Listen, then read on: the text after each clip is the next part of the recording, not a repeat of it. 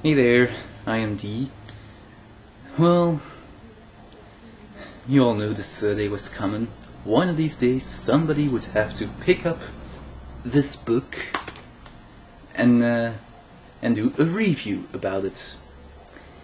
Now the book in question is one of the best sold, if not the very best sold book ever in the world. Well, you got me there. I mean, there's nothing about it that makes it special. It's just a bunch of letters put together as though to form words, words put together as though to form sentences, and sentences just lined up one after another, all bundled together in one 1700 odd paged book. The Bible, literally means the book. A bit pretentious, because then if a kid who never heard of the word book before and asks his parents, what's a book? And the parent would answer, this is a book. And it's pretty much pointed out because it's called book. It's the only book in the world that matters. But for so many reasons, I'm not even sure if it is a book. If you want to know the answer, I can't help you. Because it's just one story after another that have no consistency, no coherence. In fact, when a character from one story refers to events from another story, they talk about it as though something entirely different happened. In other words, none of these stories correspond to each other. They all contradict one another. Fiction is not written the way this is. I mean, if you look at the first line, that's pretty much all it can say. I mean, imagine J.K. Rowling writing her books like that. And that's it. She doesn't mention how he conjured the light, doesn't mention why, doesn't even mention why he had to do that to Snape. She just says it, and if you can't accept that, bite me. That's exactly how this book is written. So, a whole bunch of lines summarized in one line, and still able to tell 1700 odd pages of text in small print? Then what is this book trying to tell us? People who know the book would say it's not.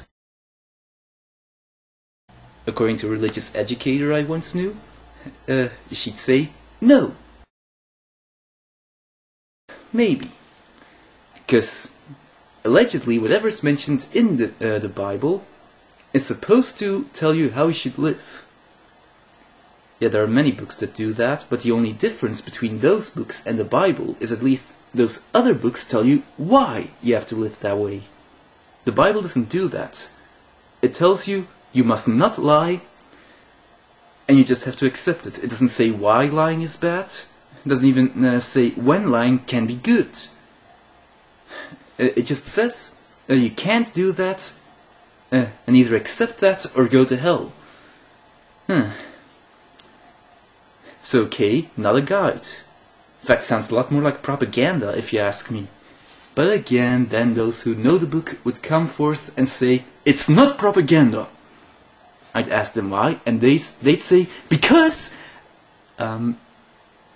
it's not. Oh boy. If they can't come up with a decent answer, then obviously it is propaganda. But for a moment, let's just take their word for it. So obviously, it's not mythology, but it's not history either. It's not fact, but it's not fiction. It's not a guide, it's not propaganda. Well, that's one thing on which I will disagree. Why? Because usually works of art are open for interpretation. For instance, you see a painting, and some can just look at it and think, oh, it's a girl chasing a butterfly. But others can say that it's supposed to depict how the artist is trying to reach for the one thing he or she, well, since it's a girl in the painting, let's just say it's a she who painted it, something that she can't reach. Or it's just somebody chasing the beautiful, but the artist herself is ugly, so chasing someone beautiful is a bit of hard work. You see, a work of art is at least open for interpretation. There are lots of interpretations possible. You'd say the same goes with the Bible, but those who know the Bible would say otherwise. You read a line, and they tell you how you must interpret it. If you want to interpret it otherwise, then you're a bad person. You must interpret it as others tell you to. You can't think for yourself, you have to interpret it as others want you to. So obviously the book is not open for interpretation, therefore it's not a work of art either.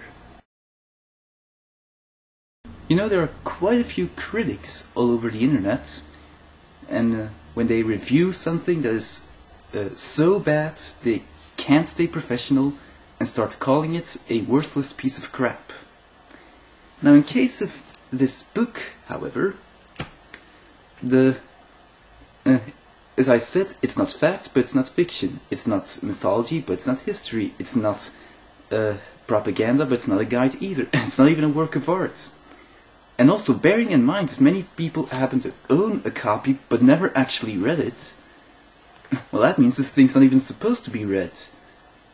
So, a worthless piece of crap is worth a lot more than this book ever was. So, you know, there are other books by the same writer, the Torah, the Koran, but knowing how bad this one is, I don't even want to go anywhere near those other two. This book just shouldn't exist at all. Every copy of it should be gathered and recycled, because otherwise it would have been a waste for a trees who died into printing these. This was D. I'm signing off.